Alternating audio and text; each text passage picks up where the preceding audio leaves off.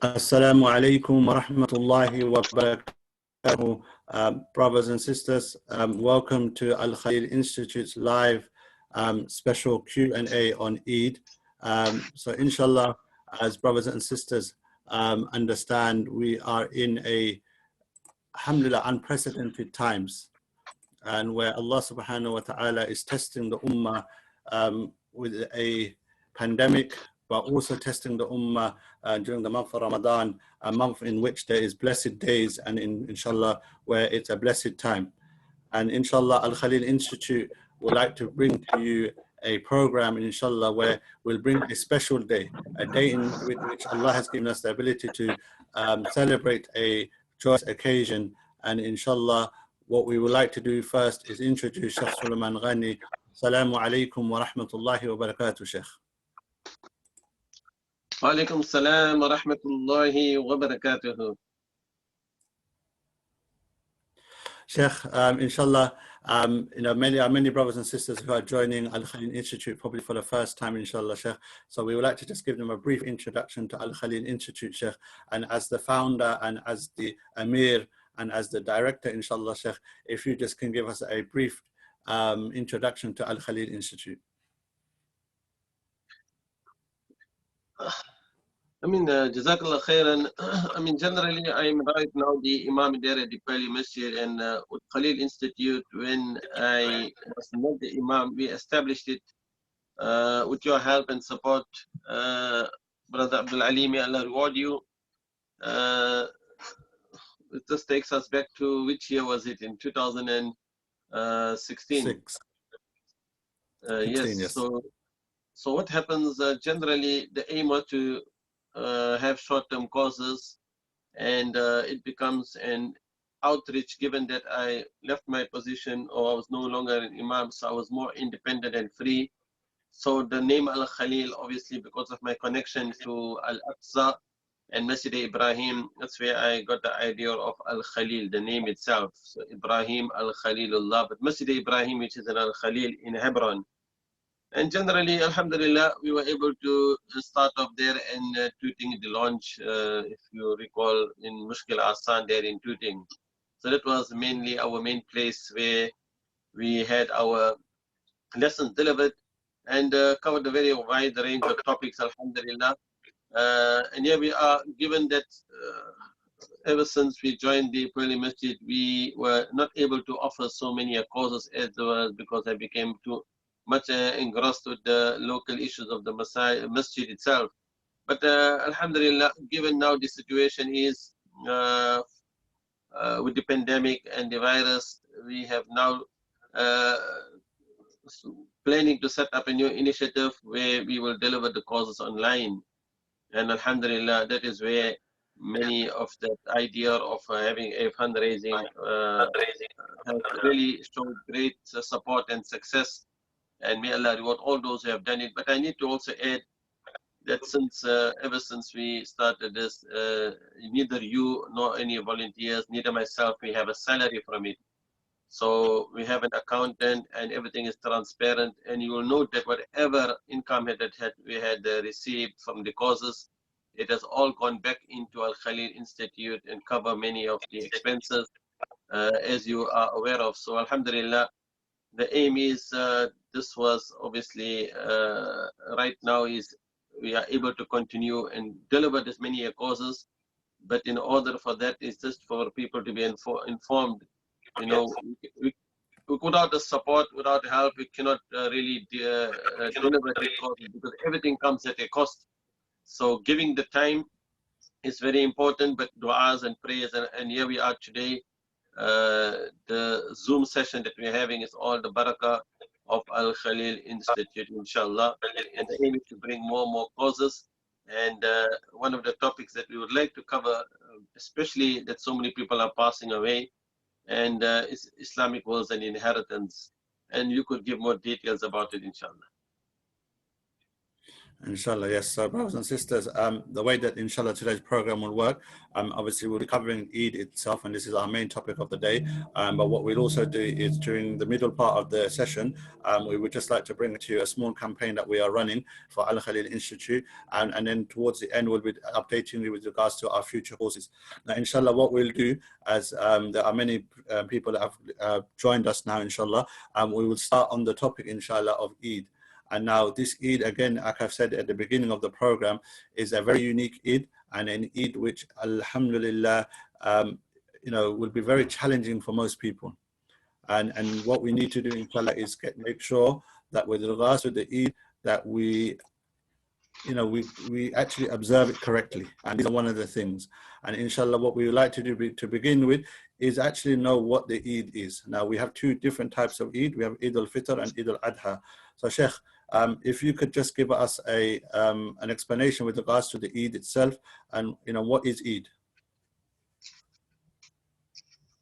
Yeah, I mean, alhamdulillah, as you can see, when we do Eid, even with Eid al-Fitr, Eid al-Adha, Eid became wajib, compulsory, and the second year after Hijrah. So therefore, when we look about Eid prayer, remember it is from the second year after Hijrah. But with regards to the Eid al-Fitr, it is to mark the completion of the end of the month of Ramadan. When it comes to Eid al-Adha, it is on the day to commemorate the great sacrifice made by Ibrahim Khalilullah. So even Eid al-Adha was made compulsory on the second year after Hijrah. Now, when we look at our Eid itself, the servant for an entire month, he had been fasting. And he had been searching for the night of Laylatul Qadr. You kept away from food and drink for an entire month. You stood at night in prayer. You kept away from, your sins. And all these actions, Allah Ta'ala rewards with a day of happiness, a day of celebration, a day where now the servant who kept away from food and drink for an entire month, and he suppressed his nafs and his desires. So Allah gives a day of happiness. So Eid is more about to mark the end of the month of Ramadan, and now permission has been granted. When you took Milul Iddata and you are completing the month, and then you are doing it with takbir, and you are glorifying and praising Allah that He has now given us permission to eat. So it is a wonderful form of ibadah this entire month.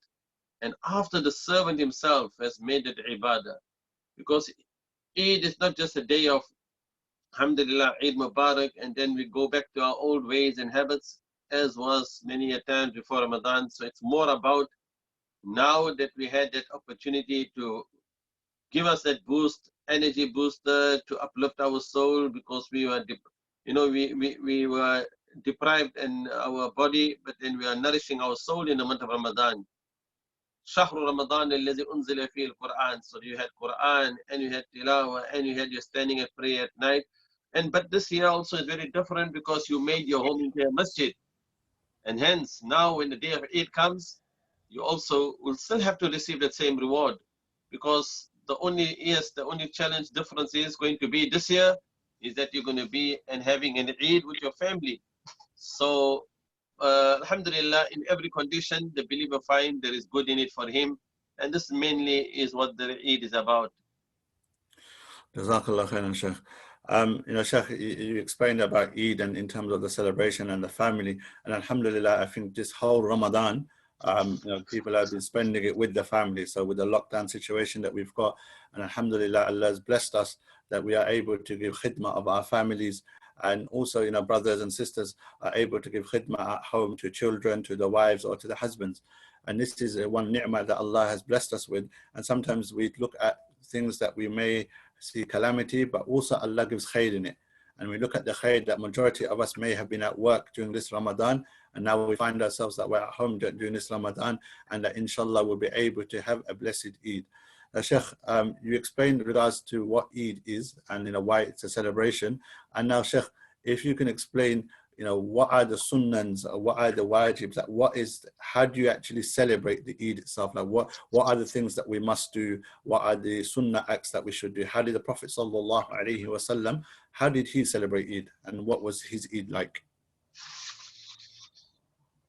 I mean, at the end of it right now is our Eid should be the same as you normally would do it. How do you prepare for the Eid? So in the morning, from the Sunnah, you have your dates, and you can have odd number of dates. You have something to eat before you go even for your Eid prayer. So what we have to do, the recommendation as normally Eid is done in the open. Eid is a day of togetherness. Eid is a day where it is a symbol of Islam. It is such an important day in our Islamic calendar.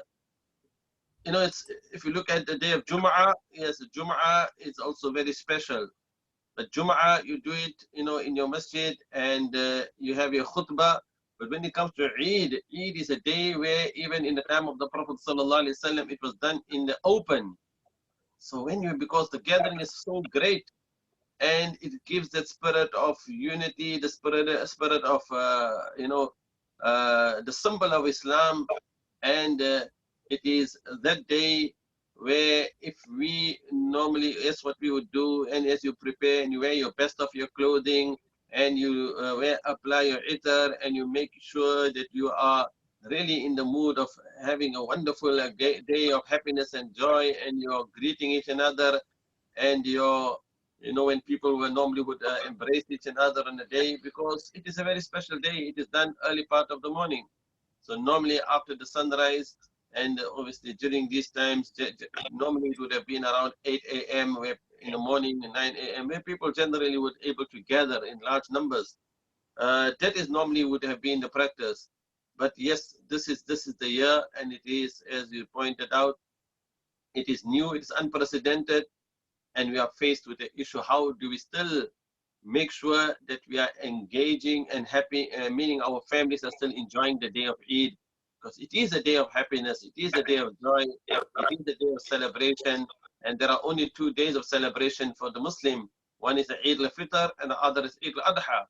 So if we have this Eid, and if we are still able to, just like how we made the environment of our home like a masjid, then we have to make sure that we don't lose out on the feeling of Eid. So that is why the recommendation is that we should be doing our Eid prayers, even if it means in their home. Okay, Jazakallah khairan, Sheikh. So brothers and sisters, inshallah, we want to make this session interactive as possible as well. So inshallah, if you've got any questions, you would like to ask a question, do raise your hand, inshallah, and we will try and get you on. If not, do send us a question via the chat box, inshallah. Sheikh, so we've got a brother, Abu Bashar. So inshallah, let me go to you, brother. And yes, Brother Albul Ashur, you're unmuted, inshallah, if you ask your question. Assalamu alaikum. Alaikum assalam wa rahmatullah. Sheikh, just a quick question with regards to Eid Salah. There's been a lot of difference of opinions with regards to praying Salah either at home or should we not at home. Can the Sheikh just clarify? Yes, so brother, it's one of our topics for today, inshallah, so we'll be getting to that. So inshallah, so any other questions on regards to any topic that we've just covered, but inshallah, just to let everybody know, inshallah, we will be discussing with regards to the Eid Salah and the differences of opinion with regards to the Eid Salah, if we should be praying or not. So this is one of the topics that we will cover. So inshallah, maybe it's best if I go through some of the topics that we'll cover, and inshallah, if we ask questions with regards to the topics that we're currently covering, and then inshallah some of the topics will be coming later, and then you can, if you're unsure and still want to ask another question in regards to that topic, you can ask it later. So the topics that we'll be covering, inshallah, is the sunnahs of Eid, which we've just covered some of them now. What is the differences with regards to the Eid Salah itself, and all the opinions, should we pray or should we not pray? That's one of the topics. If you do pray at home, how do you pray? Because there are differences of opinions of how we do and we don't pray, inshallah. So these are the topics that we'll cover, and also we'll be covering, when is Eid? So what will also happen is, with regards to the Eid as well, we need to know when to celebrate it. So we can't just say, look, today I'm going to celebrate Eid tomorrow. So we need to understand, how do we celebrate Eid and when is the correct time and also to celebrate Eid. So any other questions, do raise your hand. Brother, Jazakallah khairan for your question, and we will get to that question. Or like I said, if you're too shy to come on, then do post a question on the chat box, inshallah, and we will get to your question. So Sheikh, with regards to the sunnahs that you said, some people may ask, with regards to the ghusl and things like this, sometimes you've got children. So can we, when do the sunnah acts begin? Like, for example, having a ghusl, that do we have to do it after Fajr? Can you do it before Fajr? So all these acts, like, does it have to be done according to a sequence or time? I mean, that is just your own logic to do the ghusl and to prepare for the day of Eid, because you have to get the family ready and make sure everybody is preparing for the day of Eid. So what do you normally do? Because you have your timings. If you know your timing, and if some places, and this will be different in different cities, they may even have the facility and provision where a khutbah could be, or a talk will be delivered maybe from the masjid itself. So it will all depend on your area, your city, your location.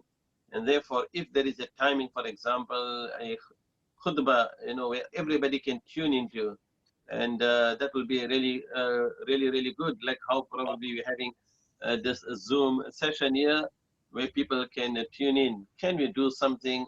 I'm not sure how many, with this new technology, how many people can be accommodated and to see. But there should be something very special, which, if there is a fixed timing where everybody can listen to a khutbah, I think that will be really a good initiative. And we are in the, it's like saying, because this is unprecedented, and if we are able still the people to be connected with a talk for the day of Eid and a reminder, that then they should make that preparation in the family. And our Fajr prayer is very early, and normally, generally, after sunrise, where people will start waking up early, or those children who are asleep, I think you should wake them up early and make them feel that this is the day of Eid. They cannot be just sleeping right through the morning and missing out on something special. So wake up the family, wake the children, and make them feel that this is the day of Eid, a day of happiness, celebration. Just like how we made our home into a masjid in the month of Ramadan, we can even make our Eid and continue to make it like a place of, like an Eid opening gathering, a musalla. We'll have to try and make sure that all of the family are engaging on this day. And that is why it could be also very special on the one hand. Special is that, imagine, the whole Ramadan, you were with your family and you had a different type of feeling and experience. I think everyone has really found something very unique and different. When you think about, there are people living in some parts of the world, they don't have maybe even family around them. There are people living maybe somewhere in Iceland. So it gives us a very different type of feeling and connection with your own family. So alhamdulillah, I think this should be also for the day of Eid. Jazakallah, Sheikh. Sheikh, so one of the sunnahs, Sheikh, that we know from the Prophet ﷺ that he used to advise the Sahabas was that, there's Sadaqul Fitr, that they, before they come to the Eid Salah, that morning, that they should go and give the Sadaqul Fitr out. Now, obviously, we live in a situation sometimes in the West where we're unable to go out on the day before the Eid Salah and actually give our Sadaqatul Fitr to the poor or to people who are in need of it, or people that can take Sadaqul Fitr. So with regards to Sadaqul Fitr, Sheikh, if you could explain to us, what is the correct way, what is the sunnah of Sadaqul Fitr, inshallah, and what we should be doing. So Sadaqul Fitr is that type of sadaqah that needs to be given. Yes, if you are, and many would normally go to the masjid and then they will put it in the box. So this year we are reminding you to do it and go online and make sure you discharge your Sadaqatul Fitr. It has to be done before the day of Eid.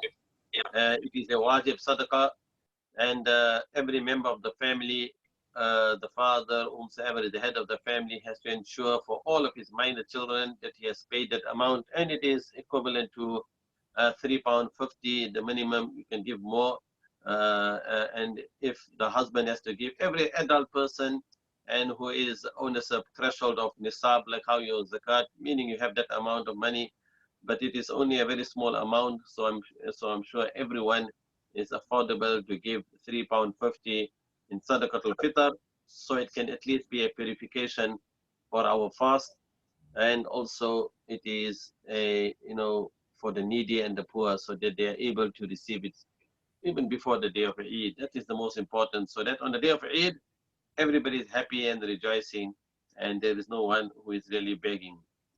Jazakallah. So brothers and sisters, like I said, we want to make this show, this program as much interactive as possible. So inshallah, if you raise your hands, inshallah, you'll be able to ask a question, inshallah. So Sheikh, we've got a hand here, brother. Okay, let's go to him, sorry. MashaAllah, I can see Muhammad Irfan there, MashaAllah. Assalamu alaikum. Alaikum salam, brother. If you ask your question, inshallah. Yeah, Assalamu alaikum, Shaykh. So I wanted to ask, most massages, they have this box that, you put the money in before the salah. And my question is, as we know that the Sadaqatul Fitr is supposed to reach the poor and needy before Eid, how would that putting your money into the box just prior to salah reach? Yeah.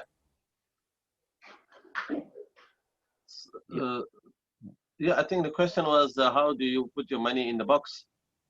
Sheikh, the question was, if you put the money in the box, how does it then reach the poor? So in some massages, you are able to pay your Sadaqatul Fitr before.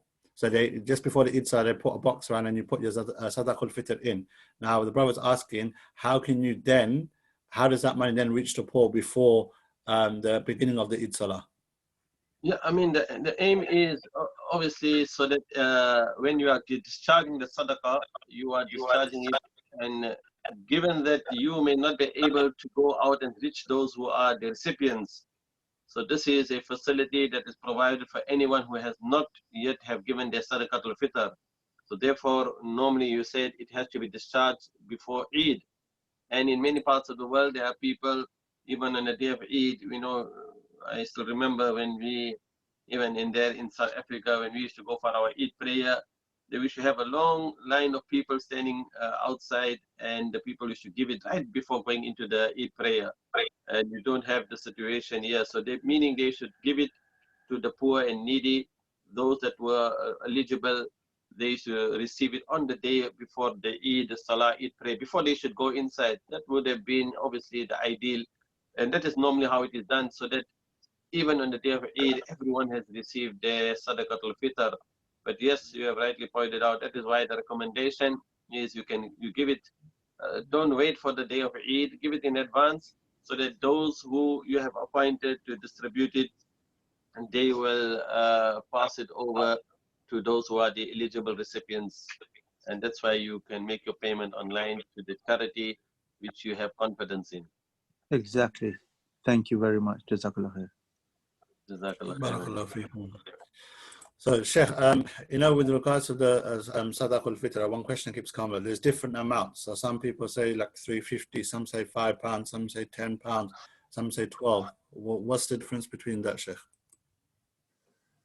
So I mean, the minimum is £3.50, and it's all upon how you are weighing it, which item you are using to weigh the value of it, so that you can get from Wifaq al-Ulama the details, and you can share that. You can put it on your screen and let people see and how the calculation is worked out. So sometimes some may be paying more, and the calculation may come out. It depends if they're using the value of the barley or the wheat or the dates. So that will depend on which item you are using.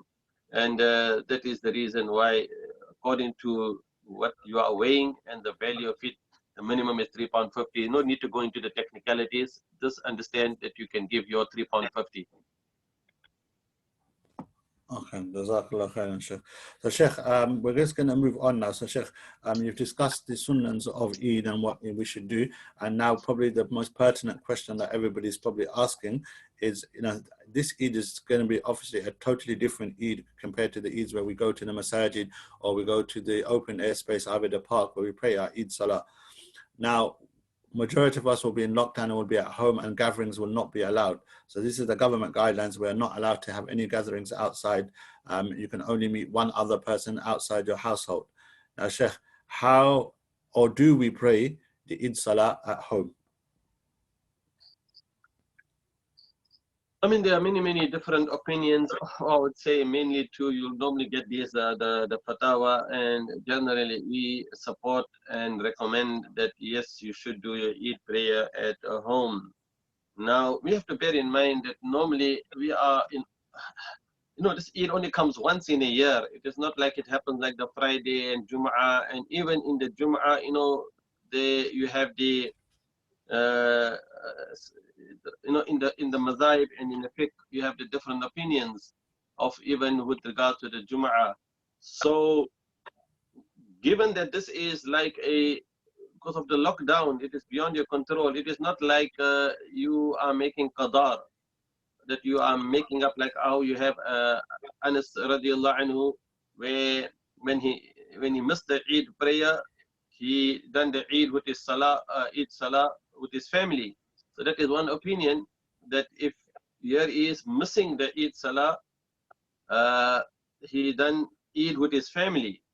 So therefore, if you look at the different opinions, whether it is the Maliki, Shafi'i, or the Hanbali school, they hold the view and opinion that if anybody misses the Eid Salah, then you can do your own Eid prayer with your family.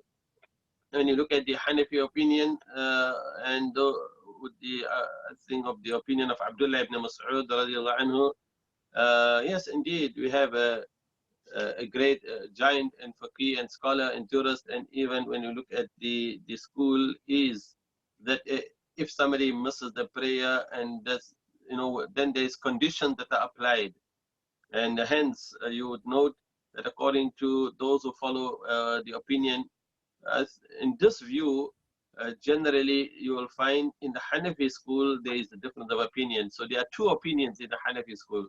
So when you look at Maliki, Shafi, and Hanbali, they all are in fact agreement that you can.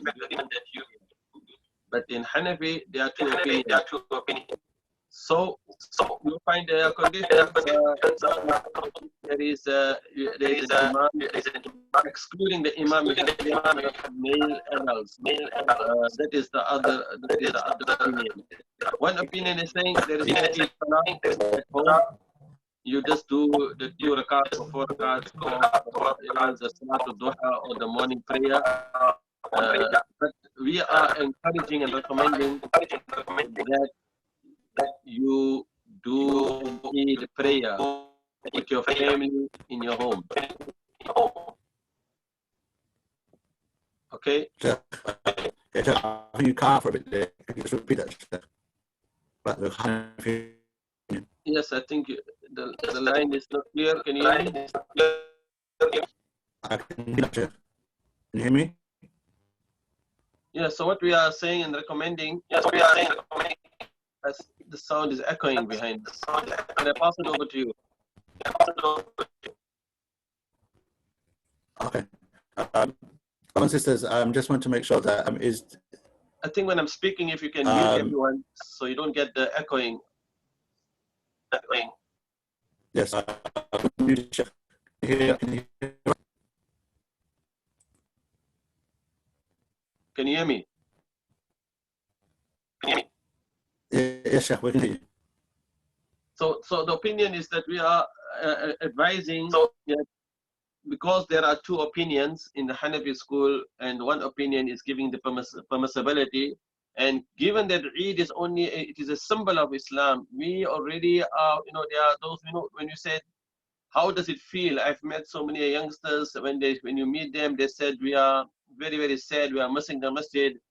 Ramadan is a different feeling. Now you already no Jum'ah in a masjid, and now you had no Taraweeh in a masjid. Now we are deprived of i'tikaf in the masjid. All of these only, deprived and frustration. So when it comes to the Eid, how would you feel if somebody says no Eid prayer? So in the Hanafi opinion, if they are choose, then go with the opinion which is giving you the permissibility of doing your Eid in your home, because that is a great day of happiness and joy. You have to have something to this Eid. It is a symbol of Islam. So the recommendation, and which I'm inclined, so you see many at times the confusion comes. We are looking at personalities, and therefore with this matter, that is the reason why with the same issue we have with the moon sighting, there are those who are following an opinion because they are looking at personalities. They are not looking at the, saying holistic view, the reality, what is the reality on the ground. So Eid, yes, you are allowed to do your Eid prayer in your home. And if there is the fatwa saying, I mean, that there should be an adult. Remember, if you look at the Eid itself, it is a gathering. And there is a hadith which gives an explanation that even the women used to go for the Eid, and the children, and everybody used to witness it. And those women who were in Hayd, they also were standing on the side and witnessing if they could not join in a prayer. So we have to have that feeling. Why are we depriving it and only keeping this Eid prayer only for the men when really Eid is for everyone? So there is, and I go with that opinion. I'm respecting all of the opinions, but I'm inclined when I'm also being asked that what about our mothers, our sisters, our children? So I am of the view that as long as you have, family members, you have your mother, you have your sister, you have adults, doesn't really matter. Get your whole family and don't lose out on this wonderful, great day of happiness and joy.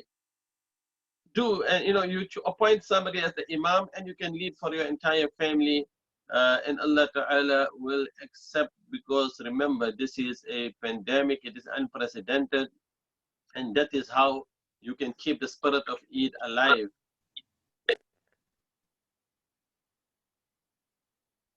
Is that okay? Assalamu alaikum. Walaikum salam. Can you hear me? Yeah, I can hear you now. Yeah, we can hear you. Thank you. Whom do we have on the line? Yes. Assalamu alaikum. Okay, Sheikh. Sheikh. So you can unmute if anybody wants to ask a question. Yeah. If you raise your hands, inshallah, then we will unmute you, inshallah, and you'll be able to ask your question. It'd be nice to, I can see the brother, if you can introduce yourself. Okay, Baba, I'm just going to unmute you, Baba. Unmute you. Okay.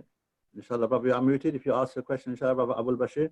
Assalamu alaikum, jazakumullah for clarifying. Just a quick question with regards to the Eid prayer. If a person does pray at home, does that mean that the family and the imam, they start off with the 2 rakats followed by the khutbah?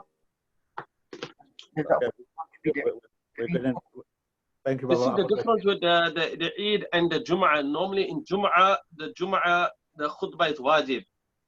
And normally we do the khutbah first before the salah. But with the Eid, the khutbah is not wajib. So this is the difference. So what we would say, just like how you have the, in the masjid, the basic way of how we would do the 3 extra additional takbirs in the first rakat.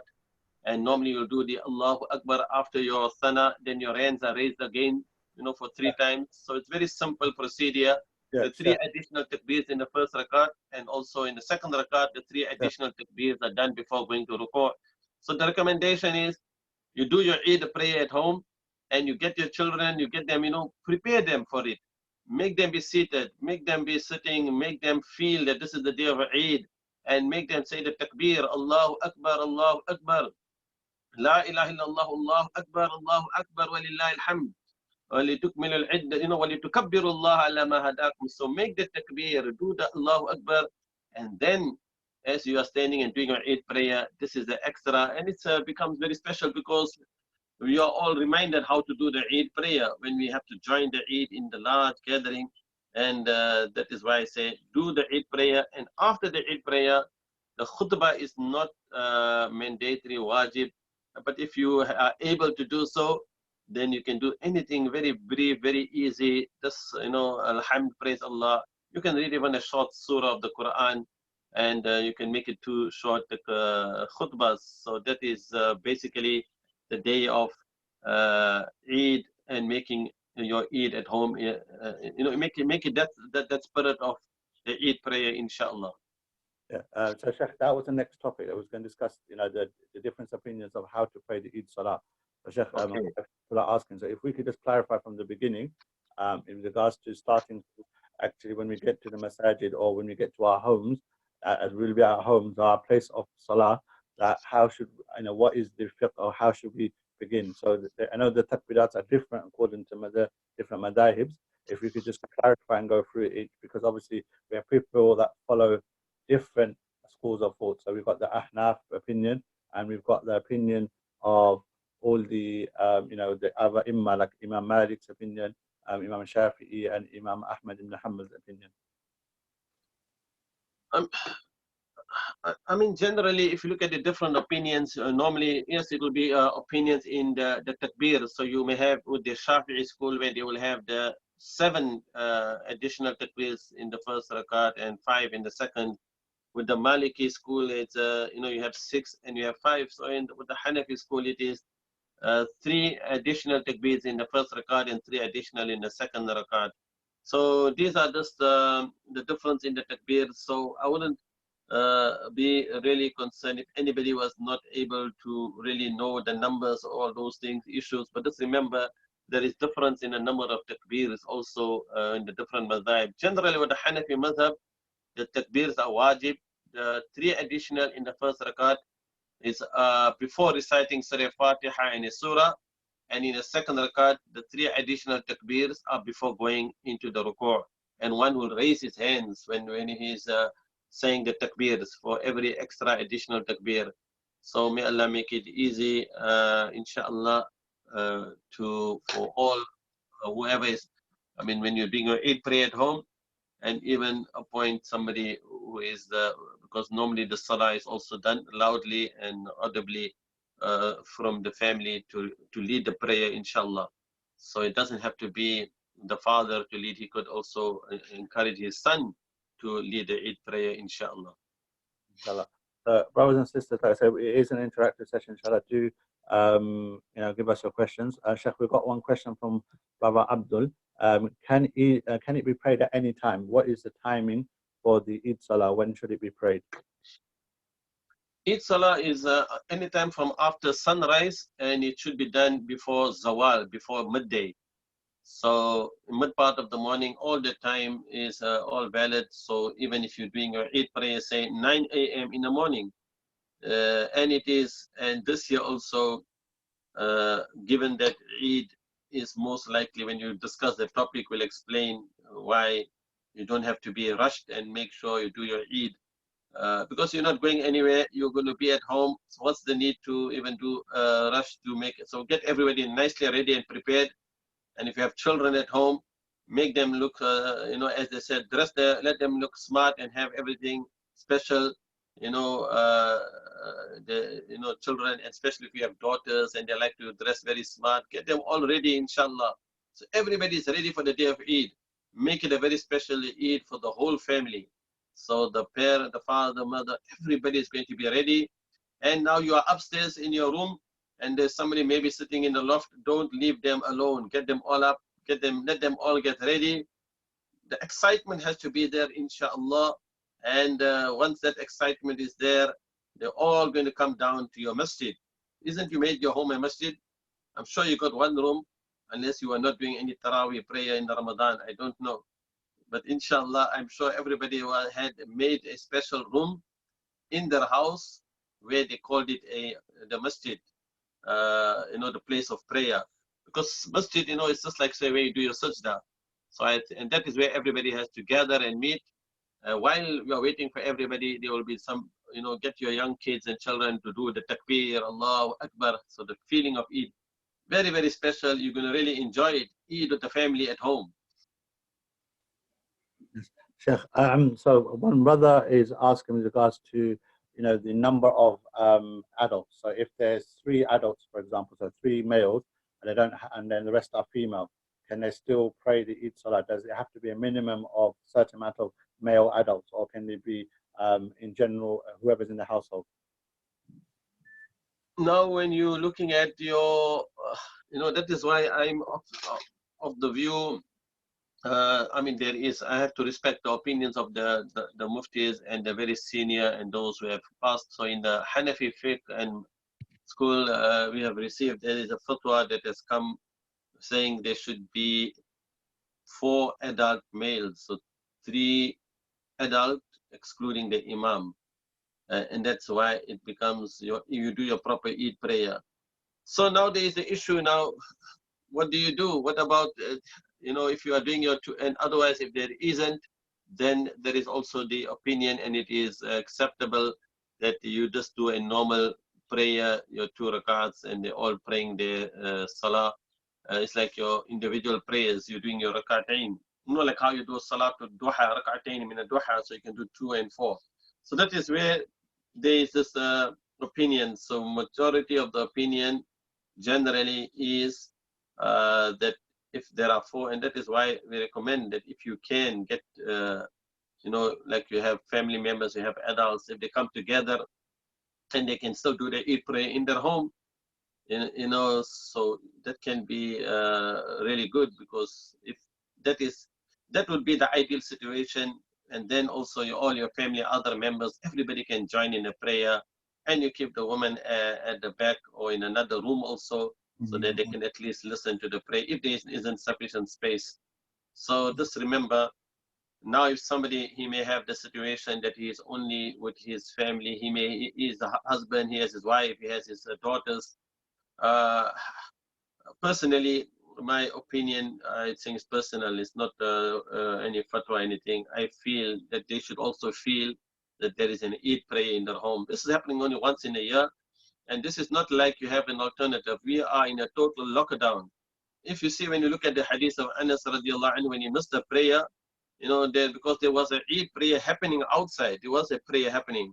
But now when there's no prayer happening, then what do you do?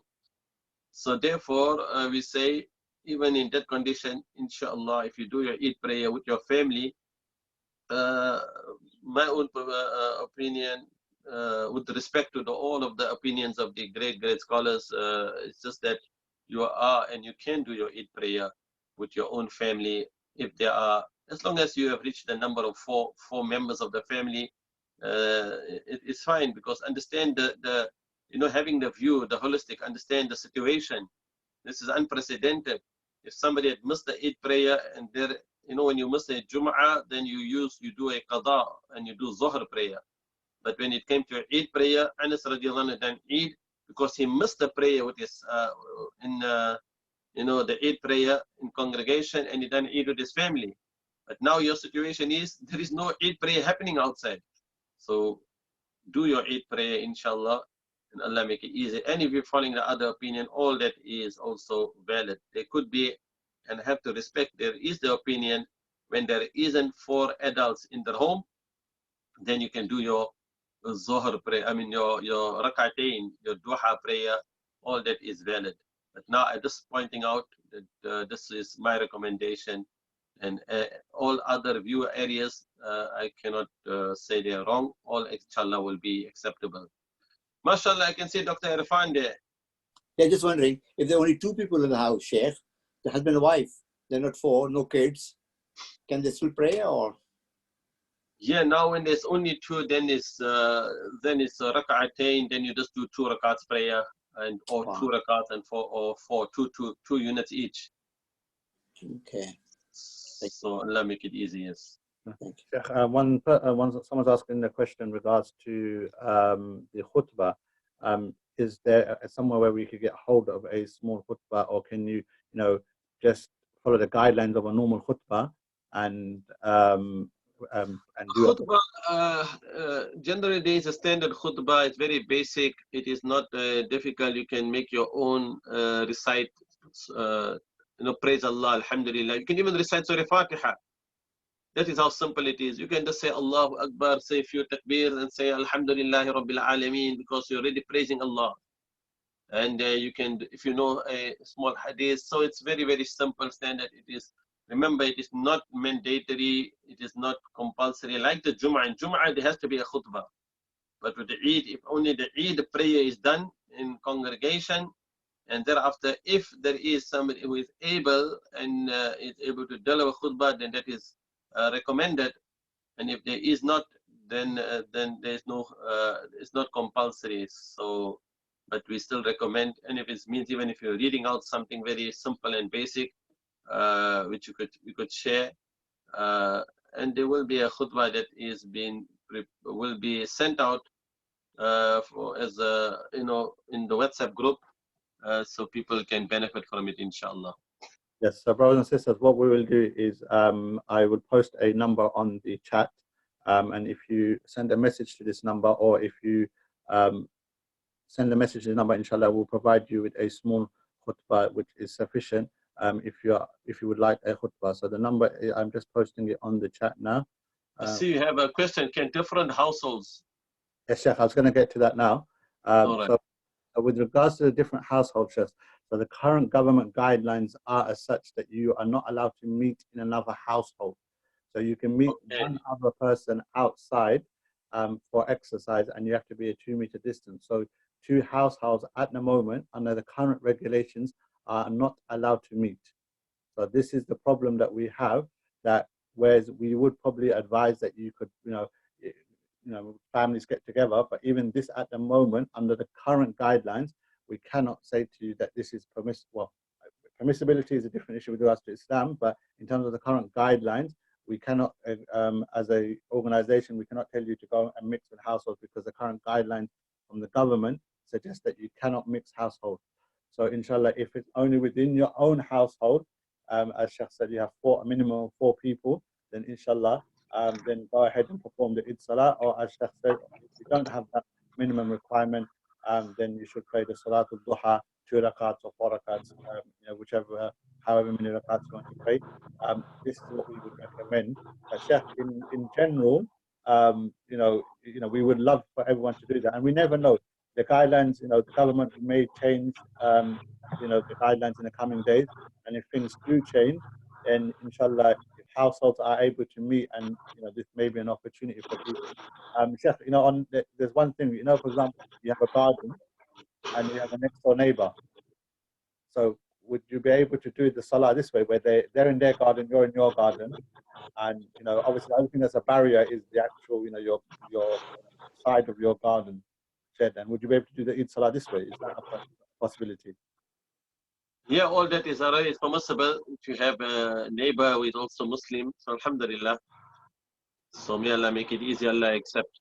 So as you pointed out, yes, in normal circumstances will be allowed, but because we have to abide by the government guidelines, so that is the reason why we cannot tell you how to, connect yourself with other households.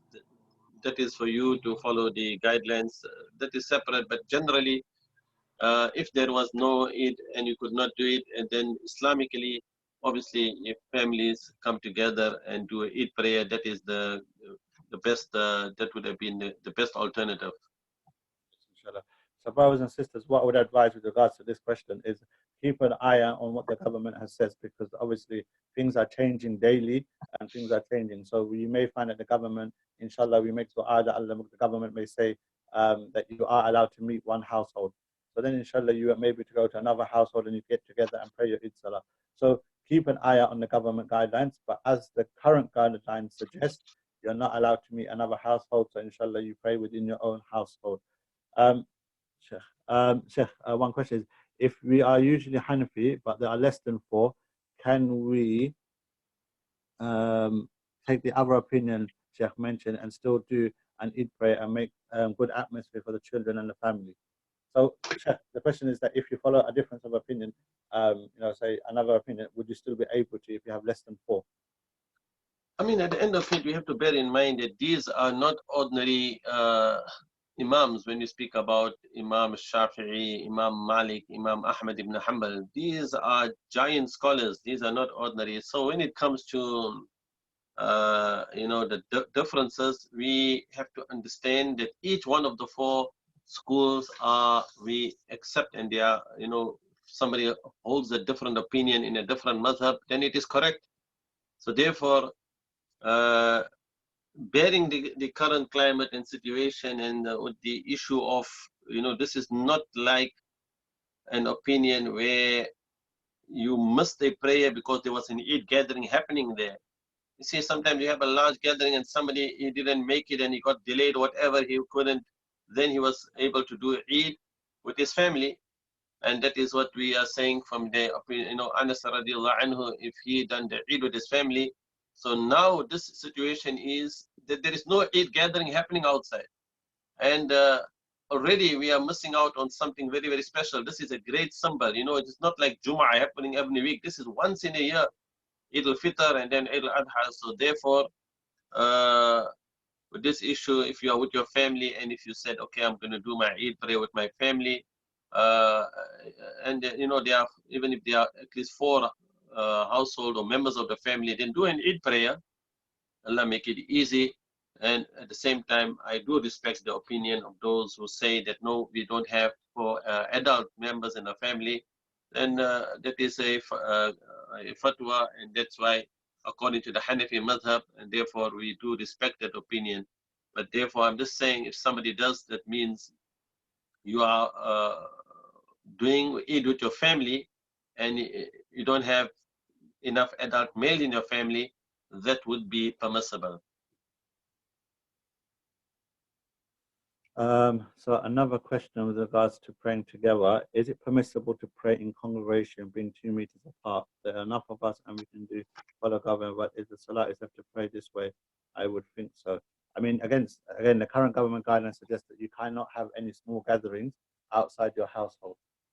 So the current regulations is something that I researched, and the reason why I researched it was because I was trying to find a way, inshallah, where maybe we could go to the park and everyone be 2 meters apart and actually pray the salah. But again, and under through my research and speaking to a few people, again, this is against government guidelines at the moment and lockdown. So again, we have to consider that this is against the current government guidelines, and we do not want to, to cause anybody any issues. And also, with the current situation with the, police are enforcing the laws and enforcing fines, we don't want this to happen. And also the image on, we as Muslims as well, we do not want to be portrayed in such a manner that we are, going against the law. And again, the current climate that we're in with the Islamophobia that we've got, we do not want to add to that, inshallah. So brothers and sisters, like I said, please raise your hands if you do want to ask a question. We do have more time to answer this question. Sheikh, one of your favorite topics that I wanted to cover, and I can see your face brightening up, Sheikh, as I mentioned it, is, when do we actually celebrate Eid? Because we may have, those brothers and sisters that followed local sighting, and those brothers that followed, Saudi Arabia or other sightings, they may go to look for the moon on Friday. Or what is the how do we know when Eid is in general anyway? How should we celebrate Eid, and when should we say that this is Eid? Yes, I mean, generally we remind you about the celebration of Eid, and you cannot do and lose out the spirit of the sighting of the crescent moon. So that should remain a part of how we declare our Eid. So alhamdulillah, you are still able to go for your daily exercise, and you can go inshallah to the park, and you know how to look for the moon where the sun sets. So if you are there in Pearly and Riddlesdown Common, then go to the park, and after sunset look for the crescent moon on Saturday, 23rd of May. Anybody looking for the moon on Friday, there is no moon to be seen on Friday. So really, really, in the whole world, so it's not only, I mean, even if Saudi Arabia are going to look for the moon on Friday, it's not going to see a sighting. You're going to get whoever says they sighted in any part of the world, they're going to, it's like saying they deserve a gold medal for breaking the world impossible record. There's no moon to be seen anywhere in any part of the world on Friday. And the visibility starts only on Saturday. So those who had already started their Ramadan one day early, remember, they also, it's impossible for them to have an Eid on, on Saturday. So yes, if you look at the visibility map, it makes it very clear. If you see the red color, it simply means the moon set before sunset. So that is very significant. And where there is no color, it is beyond the dungeon limit. And very, very clearly, global visibility. Sheikh, you've gone there, Sheikh. To sight that crescent moon. Now, therefore, that is the good news. Whoever started their Ramadan one day early and fasted on the day of Shak, on the day when it was still Sha'ban, I have to also give you the good news that they will not be able to do Eid on Saturday. So Eid over the world, it can only be on Sunday or Monday. So now looking at the visibility map and looking at on Sunday 23rd of May, and you see where the first Saturday, Sheikh. visibility, it's easy visible to the naked eye. You see when it gets a dark green, that means the hilal will be easily visible to the naked eye. But you know, like places like Australia and those other places, they're not even going to see it, as you can see. So, Sheikh, you can't there, Sheikh. If they do the sighting of the crescent moon, and they're not going to see it even on Saturday, and hence you can have 2 days of Eid. This year, Eid is going to be on Sunday or Monday, and we are expecting there will be sightings in some parts of the world even on this Saturday. And hence, Morocco is one country that normally we also wait for the reports. But this year, when you look at Morocco and the visibility, it is in one place, it is called Dakhla, and that is where they, in 278 locations, it's not going to be visible in the whole of Morocco, but in that particular region, it's going to be visibility there. So, but the only challenge is that report will come but late. And therefore, we are reminding that normally we will go out to do the sighting of the crescent moon. And in the UK, on Saturday, it's going to be very difficult for people in the UK to sight the crescent moon. So the skies will be clear, and there will be those going in different locations. And that is the sunnah to keep that alive. Now remember, we are encouraging local sighting, and until and unless we don't have the UK, everybody on board to do and come to an agreement on local sighting, we are still have to wait for the reports that come from Morocco. And Saudi Arabia, they are going to, impossible, they have to do the Eid on Sunday. There is no choice for them. If they do it on Saturday, it's going to be probably another sign of the hour. So remember, the good news is we are expecting a united Eid this year, everybody to do it on Sunday. So we hope and pray Allah make it easy. Allah accept those who are going to do, when you do the sighting. In fact, tomorrow we have another Zoom session with New Crescent Society. That's also going to be discussing about this really important matter. So moon sighting this year would have been one of the best Eids, where you would have had a total united Eid on Sunday, 24th of May. But with the current situation, it looks like we're all going to have Eid on one day in the whole of UK this year, because nobody can do Eid on a Saturday. That is my guarantee to you. But what will happen? How do we right now, inshallah, celebrate our Eid with our family? And inshallah, there's going to be some khair in it. So, brothers and sisters, like I said, this is your opportunity to ask Sheikh Sulaiman your questions, inshallah, with regards to anything with regards to Eid. So already we've covered the Eid, what is the Eid, the sunnahs of Eid, the differences of how to perform the Eid Salah, and also this year, should we be performing Eid Salah at home, the differences of opinion. We've covered all of these, and also we've also covered moon sighting in terms of which day should we be celebrating Eid. So inshallah, these are, alhamdulillah, the actual fiqh of Eid. Understanding, how do we celebrate Eid? When do we know when Eid is? These are very, very important questions. And this is your opportunity, brothers and sisters, to ask the questions. If you have that burning desire, that question that you've got that you never, realized about Eid, take this opportunity and ask Sheikh Sulaiman Ghani the questions. So we've still got some more time available to us. So I'll give everyone an opportunity to think of any questions that you'd like to ask. And there's just one thing that we'd like to do with regards to Al-Khaleel Institute. So as Sheikh mentioned at the beginning of the program, Al-Khaleel Institute is a truly voluntarily run organization.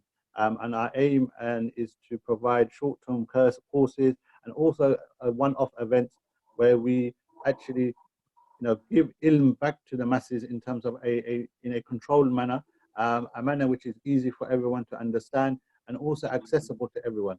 Now, with the current lockdown situation, we've realized that that also means we have to be accessible via online and using technology that's available, like what we're doing. Welcome, brother. Salam. It's everybody, not everybody is on video. I cannot see everybody. If you want to be on video, I only can see. If you raise your hands, inshallah, I will allow you to come in. But as I was saying, with regards to Al-Khaleel Institute, we are trying to come with the times, inshallah, like we are doing today with Zoom. But all of this comes at a cost, and inshallah, through donations is how we run the institute. The institute isn't run on any type of profit. Every penny that we raise, we use towards our dawah. And alhamdulillah, inshallah, this year is the first year where we've actually really done a campaign, and we are trying to raise £3,000. Alhamdulillah, by the will of Allah, we've raised over £2,000 through a lot of people's donation, a lot of people that have joined us today. So inshallah, what we would like brothers and sisters to do, inshallah, is if we only need, if 40 people donate £20, we will reach our target today or by the end of Ramadan. So what I will do, inshallah, is put a link into our GoFundMe page in the chat, inshallah. If you can find a way, inshallah, to donate today, inshallah, or at least, inshallah, share our link to the GoFundMe, and inshallah, we'll reach our target by the end of Ramadan. Normally, you have lots of fundraisers, and we're asking, who's willing to give £20 or £40, £50. Inshallah, we won't be doing that today, but it's just, inshallah, just to raise awareness that Al-Khaleel Institute is in need of your funds, inshallah, so we can deliver more courses, deliver more one-off events like this, and inshallah, with more to come. And inshallah, Sheikh, I don't know what you think, Sheikh. You raised your hand there. Go ahead, Sheikh. Yeah, I was just testing the gadget. Have to get used to the technology. So, yeah. So everything else. Yes, Sheikh. Yes. So someone's asking, is this session be recorded and will it be able to watch later? Yes, inshallah. We'll be looking to upload this onto our YouTube channel, inshallah. So we will hope to have it there available for everyone to rewatch and to share, inshallah. Yes, sir. You keep raising your hand, sir. All right. I'm trying to get back, but subhanallah. Yeah. So brothers and sisters, if you've got any more questions, inshallah, like I said, do raise your hands or let us know in the chat some of the questions that you have. Sheikh, we've got one question from one brother with regards to the Eid itself. The Salah. What timing that you said you have to do it before Zawal, or is it before Zohar begins? The timing is anytime after sunrise till before midday. Zawal. So if you are with at home and you said, okay, we will do prayer 9 o'clock in the morning, that is fine. Get everybody ready, 9:30, 10 o'clock, all that is permissible. So you can do it according. So get everybody ready, inshallah. As we said, your whole family has to be celebrating Eid. And when they know that they are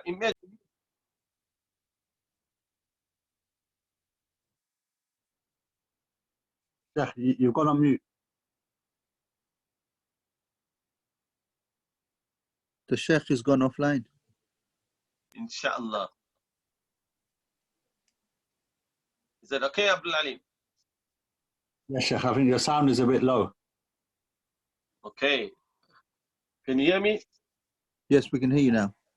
All right. So what we are saying is, get all of the family, all the children, everybody ready. Get them all booted, smart, and everything, inshallah.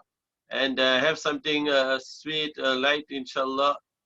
Get them all be seated down. And even if they are women at home, or even if there is, like the feeling of the Eid prayer, those that cannot participate, they can be at the back and just observing the whole proceeding, because you have made the environment and the feeling of how normally our Eid is in masjid. Generally, Eid is done in the park, in the open. That is the sunnah.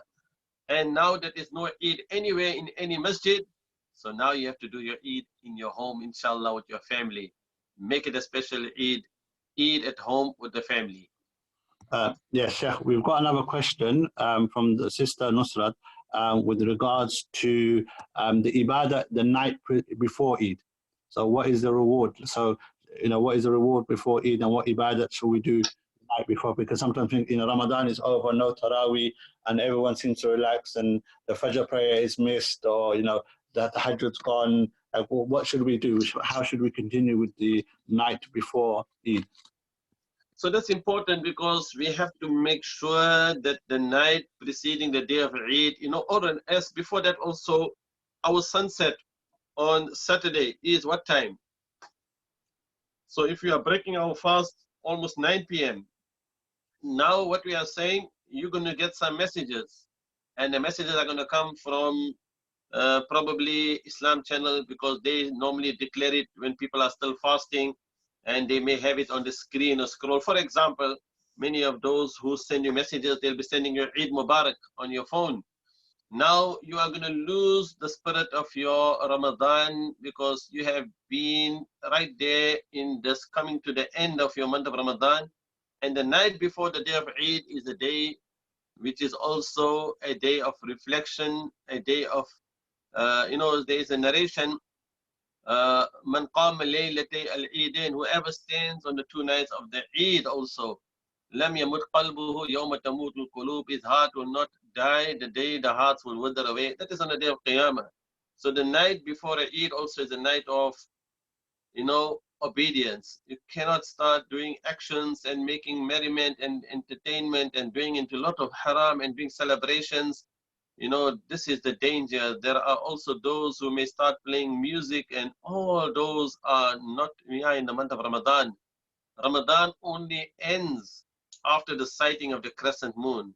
There are places, for example, as you pointed out, like there in Australia, they were not going to see even the moon on Saturday. So they will be completing, and those who follow the sighting, they will only be doing Eid on Monday, for example. So now remember, the Islamic day month is either 29 or 30 days. If your Ramadan does not end with Eid Mubarak coming onto your phone, which is sent to you, whether it is the day you are definitely going to do Eid like on Sunday, you cannot do that. You have to wait. Keep the spirit of Ramadan alive. Imagine for those who are in itikaf, for example, they would have been in the masjid, and they would have been really in the state of sadness that we are losing something very, very special, a night and one, moment in Ramadan. Can it be compared to the time that is outside the month of Ramadan? This is a very, very special month. When the month of Ramadan set in, the doors of Jannah open, the doors of Shayateen are closed. The doors of Jahannam are closed, and the Shaitan are shackled in chains. Can you imagine if even Ramadan did not end, and already we have lost the spirit of the beauty of this month of Ramadan? It's supposed to be in sadness, because Eid is after Ramadan come to an end. So therefore, the night preceding the day of Eid is also a night where you continue with your Quran, your tilawah, your tawbah, your istighfar. Allahumma innaka afoon tuhibbul afwa fa'afu anni. Read all the du'as and prayers, and most important, make dua Allah Ta'ala accept. And that is why we know that even though we were able to keep fast, really, really, we have not able to keep our fast, as we're supposed to have kept the fast, like fasting with our eyes, with our ears, with our tongue. Even though we kept away from food and drink, remember there are many whom the warning is رُبَّ الصَّائِمٍ لَيْسَ لَهُ مِنْ صِيَامِهِ إِلَّا الْجُوعِ. Many who keep the fast, they get nothing from fast except hunger. So fasting is not just keeping away from food and drink and having nice, enjoying your iftar. Fasting is something that's really in a dimension of fasting. لَعَلَّكُمْ تَتَّقُونَ. Ultimate goal was to get that taqwa. So we cannot just lose it just on the night before the day of Eid. Allah make it and give us understanding and tawfiq. Please don't forward any Eid Mubarak greeting, maybe Asr time or whatever, and say it. Then you are going to get people to lose the spirit even of reviving the sunnah of sighting of the crescent moon. Let people remain in the state of, the feeling, mixed feeling.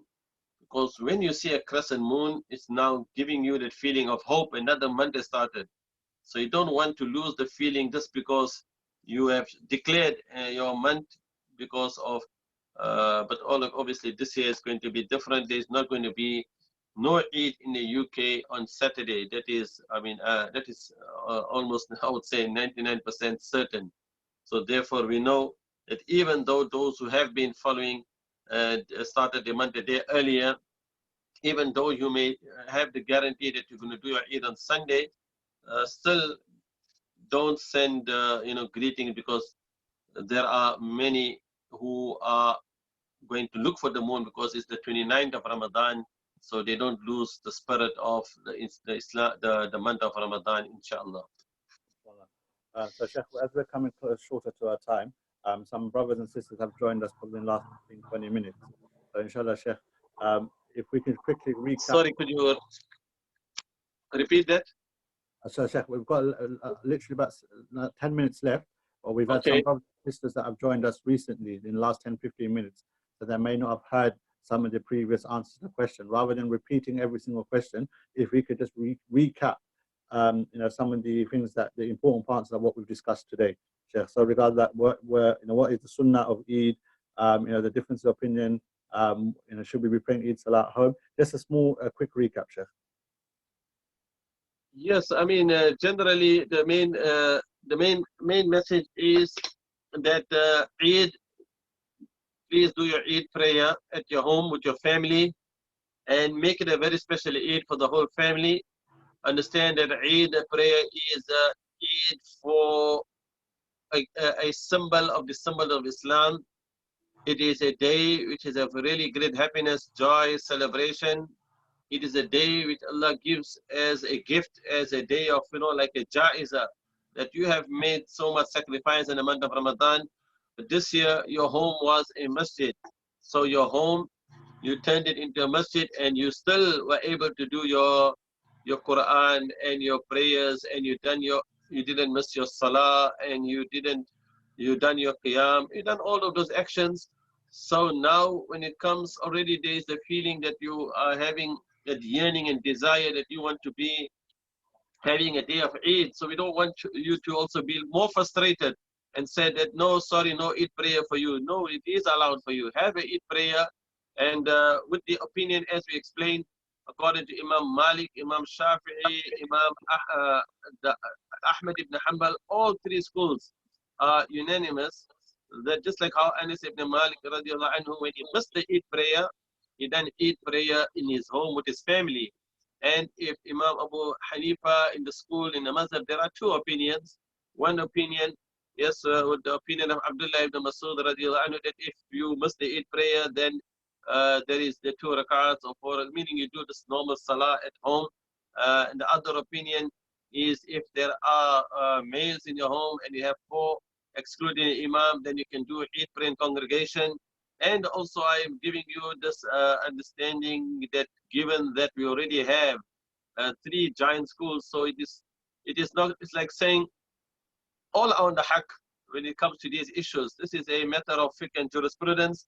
So the haqq and is not only on one school. In this especially with our unprecedented times that we are in, and therefore the recommendation is, if you are with your family and you have enough, maybe you may have more female members of your family in your home, then get everybody to participate and do an Eid prayer, so that you once again don't feel that's something you have missed out on this very special day of Eid, inshallah, with also respecting the views of the schools. I think that is the recommendation that we have. Jazakallah khairan, Allah make it easy. Jazakallah khairan, Sheikh. So Sheikh, Jazakallah khairan for your time, inshallah. And we spent a lot of time discussing the Eid Salah. So brothers and sisters, those of you that have joined us today, we will be uploading this on Al-Khaleel Institute YouTube site, inshallah, later on today. But if you not too sure about any questions that we haven't answered already, you can send us a message on the telephone number 0745 322 1371, inshallah. And we will be sending the short khutbahs that brothers and sisters have requested. We would like to do the khutbah at home, inshallah. So Sheikh, some final words before we go. we've had a couple of questions, inshallah, but Sheikh, as we're running out of time, inshallah, we'll try and get to them another day, inshallah. Yes, Jazakallah khairan, may Allah Ta'ala accept. Remember, today is again, we are in the 25th day of this month of Ramadan, and there's only a few days, and before you know it, we will be leaving this month of Ramadan. Don't forget that after Ramadan, we also have something very special. من صام رمضان ثم أتبعه بست من شوال كان كصيام الدهر. Whoever kept fast in the month of Ramadan, and then after the day of Eid, so he had his Eid prayer, and then after the day of Eid, he kept fast for the 6 days of the month of Shawwal. It is as if though he fasted for the entire year. If he does it every year, it's like he's fasted his entire life. So try and take advantage of that, the month of Shawwal. Keep that fast, because whoever worshipped in the month of Ramadan, Ramadan came, Ramadan will be gone. But whoever worship Allah, we still have opportunity to keep fast in Shawwal, so don't deprive ourselves. And then we enter into the days of Hajj. Al-Hajj Ashurun Ma'lumat. So this year, again, what is going to be the outcome, whether there's going to be Hajj. So this is one of the greatest challenges that the Ummah, we are being impacted by. And also we would like you to include all those who have lost their close and dear ones and beloved ones in the month of Ramadan. In the month of Ramadan, I was able to and met many, and obviously I've seen and visited many also who had contracted the coronavirus. And also I had a lot of conversation about many families. You know, even though we are in a lockdown, but you will be really, really shocked at amount of calls that we have received, even from families who have no even marriage issues and problems even in the month of Ramadan, and to offer counseling. So lots of adjustment, because you know when you're having husband and wife and in the home and generally the routine, he has to make great adjustments. So this is another challenge which will continue even after Ramadan. So therefore we are saying that whatever the problems, whatever the hardship, whatever the challenges that has come, we have to really for now focus on the night that lies ahead of us, which is Laylatul Qadr, the night which is better than 1,000 months. So we don't want to get distracted by so many other issues. Yes, there are those who have lost the beloved ones, they've done janazah salahs and the prayers and the ghusl. You know, that is all part of the challenges of life. And all we can say is we would like everyone to bear in mind that we all are on a journey. Today it is somebody else, tomorrow it could be you, it could be me, nobody knows. Therefore, everybody has to make preparations. We all have to be in our qabr all alone. Your ibadah, your worship, you're standing at night of prayer. Don't just be fooled by the, sometimes we think that obviously this is the night of Laylatul Qadr, and then we don't really take it really serious. We have not even understood the excellence and merits of just standing and making ibadah. Imagine all of the previous sins are forgiven. So that is the most important, is we all want our sins to be forgiven, because ultimately we all are striving that you and I, Allah Ta'ala, make us from the inhabitants of Jannah. That is where we all want to go. But in order for a Jannah, therefore we have to make some sacrifice. And part of the sacrifice is in the ibadah of Allah, worshipping Allah, and at the same time, maintaining the good relationship with your families. How do we build a good society? All that is part of deen. So we should not only think that, yes, alhamdulillah, we were able to focus and we kept our fast and we done our qiyam and Laylatul Qadr and we done the ibadah. But then again, if we are not behaving well, if we are not in our home with our families, with our children, if we are still, we have not learned to control our anger in the month of Ramadan, then this is quite serious. It's going to cause, as we said, make deficiency in our rewards for keeping the fast. All that will have, it is more having an impact on our ibadah. So we have to bear in mind that every matter, every part of our deen, there is the example in the teaching of Rasulullah sallallahu alaihi wasallam. May Allah Ta'ala make it easy for you and I to continue, most important, the last remaining nights. And don't only think it is the odd nights. Don't only think it is the odd nights. Already, there has been confusion with the beginning of Ramadan. So treat every night as a night of Laylatul Qadr. That is the reason why there is also the hadith, iltamisuha, search for it for, you know, the 9 days remaining, the 7 days remaining, the 5 days remaining. Meaning, so every night could be the night of Laylatul Qadr. That is most important for now. And the Subh Sadiq time, when you're beginning of your Fajr, if you're following our 18-degree timetable, then remember every day it is coming early a few minutes. And if you are tomorrow, probably it's going to be at around 1:45.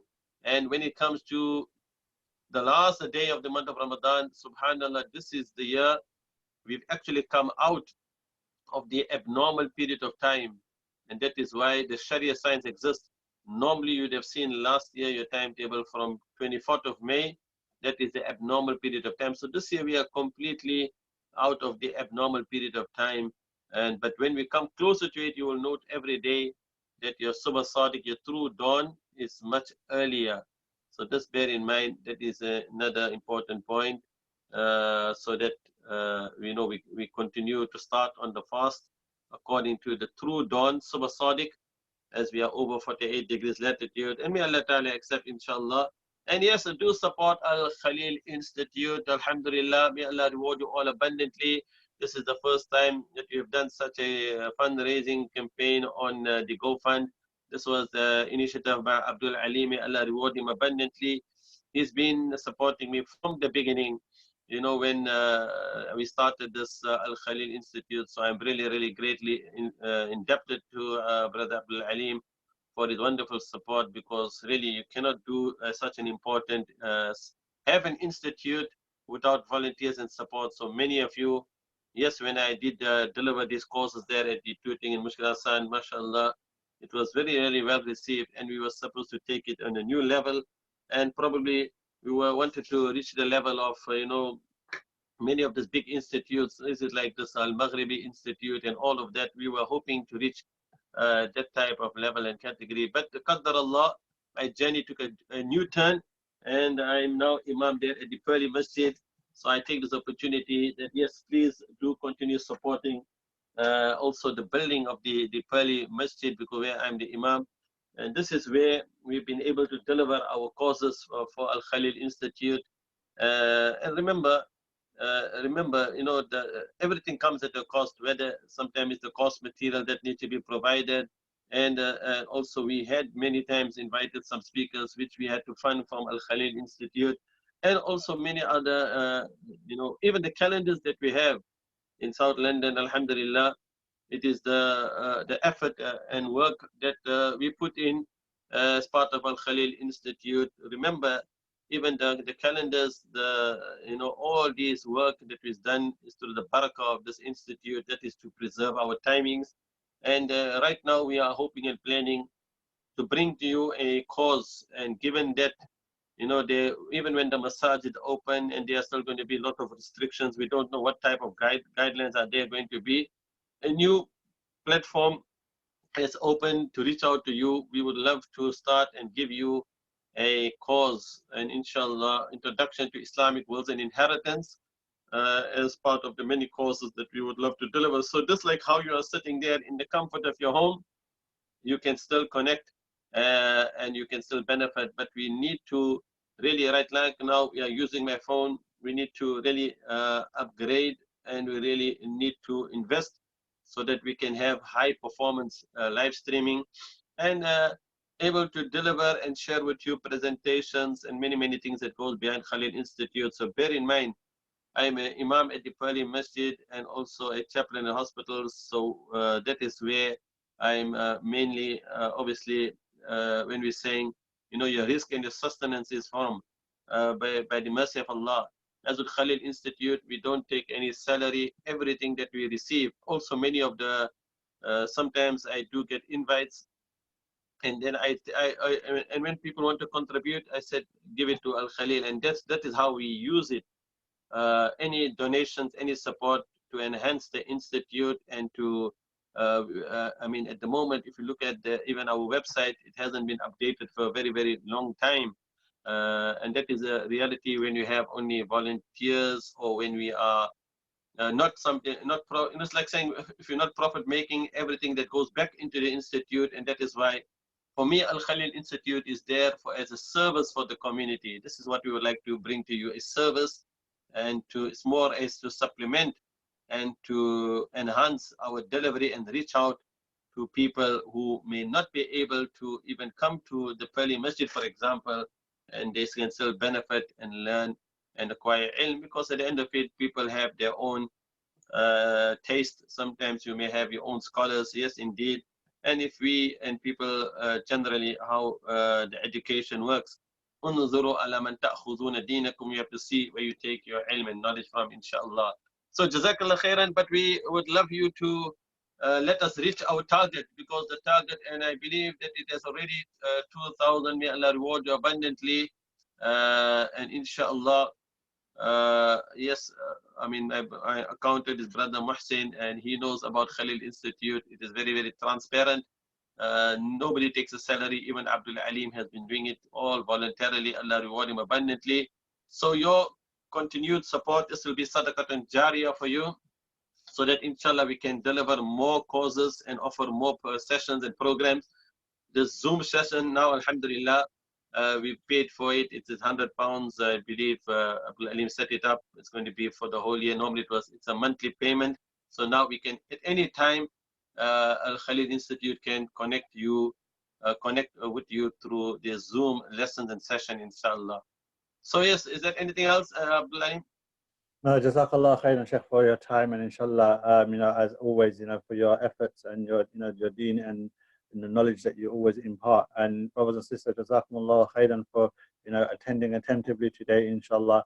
And, alhamdulillah, may we continue to deliver these courses, inshallah. And regardless if we reach our target, alhamdulillah, inshallah, we will reach our target. But we will continue this da'wah. We will continue to bring deen to the masses, inshallah. And we ask and we make that in these last days of Ramadan, that you make dua for us, you make dua for the Institute, and inshallah, do not waste any moment. Like Sheikh Sulaiman Ghani has said in today's talk, that the Ramadan ends with the sighting of the crescent. So that can only happen towards the Maghrib time on the last day of Ramadan. So when the messages come in before Asr, ignore them. Take your time, inshallah, to that very moment. You should treat this as a guest that is leaving, and you are, yearning, and your heart is breaking, and that we're making du'as, and those final moments, these are the moments in which we can gain salvation from the hellfire. So as Sheikh has said, with much of his time that we've taken up already, Sheikh, you're very, very busy. I know you prepare for your Taraweeh, inshallah. I know brothers and sisters are still entering now. Yes, what's happening is we have to, we couldn't do Taraweeh in the masjid, so we had to also do for the families. So we've been very busy Ramadan also, mashallah. May Allah accept. And Hafiz Muhammad Madini, he's back from Medina. So alhamdulillah, he was in lockdown. He couldn't escape. We tried to get him to lead the last year at the Pearly Masjid, but he escaped. But this year, alhamdulillah, he's on lockdown. So we were able to get him to also, at least lead Taraweeh. We are doing one juz a night. And alhamdulillah, it was really beautiful to able to, in fact, we've been following, reading one juz, and that is why as today is the 25th of Ramadan, and when we go into the night, we go into the 26th juz of the Holy Quran. So these are the two programs I have daily from the Pearly Masjid. If you would like to connect and tune in, it is at 1 p.m. every day, and also at 8:30 now every day. For this Ramadan, we were able to deliver live broadcast also. So this is the beauty of the new times that we are living. Lots of new things we have learned, and I think the Mixler is also another platform where people, wherever you are, you can just select the Pearly Masjid and listen to the daily broadcast. Every day it's a quick reminder at 1 p.m. and the second reminder as we come closer to the time of Iftar, and today it will be at 8:30, where we just select some verses from the Quran for a short 15-20 minute reminder, inshallah. And tomorrow, another session is with the New Crescent Society discussing about the moon issue. I think that is also will be quite interesting if you are able to connect again, inshallah. So may Allah reward you all abundantly for your patience. Allah accept. Allah forgive us for our shortcomings. And Allah let us, Allahumma balighna let us see the night of Laylatul Qadr, inshallah. People have different experience on the night. Remember, it is better than 1,000 months. So the nights are short, and you only have the short time that you have is to really, after your Taraweeh and your prayers, your Quran recitation, and it's already time for your Sehri. Just to take advantage of this beautiful night, inshallah. Jazakumullah khairan with me, Sulaiman Ghani, until our next session, which you will get update from Abdul Alim. Assalamu alaikum wa rahmatullahi wa barakatuh. Wa alaikum assalam wa rahmatullahi wa barakatuh. Brothers and sisters, Jazakumullah khairan for your time, inshallah. Like I said, this session today, inshallah, we reposted it on YouTube. If you search Al Khaleel Institute, inshallah, you will find the post. It shall be uploaded later on today. And for those brothers and sisters who literally joined in the last 4 or 5 minutes, inshallah, I do apologize that obviously, inshallah, we've run the session way over its time. Inshallah, if you would like to see the recording, do send us a message on 0745 322 1371, inshallah, and we will get the recording or the link out to you, inshallah. Jazakumullah khairan, wassalamu alaikum wa rahmatullahi wa barakatuh. Salam wa rahmatullah.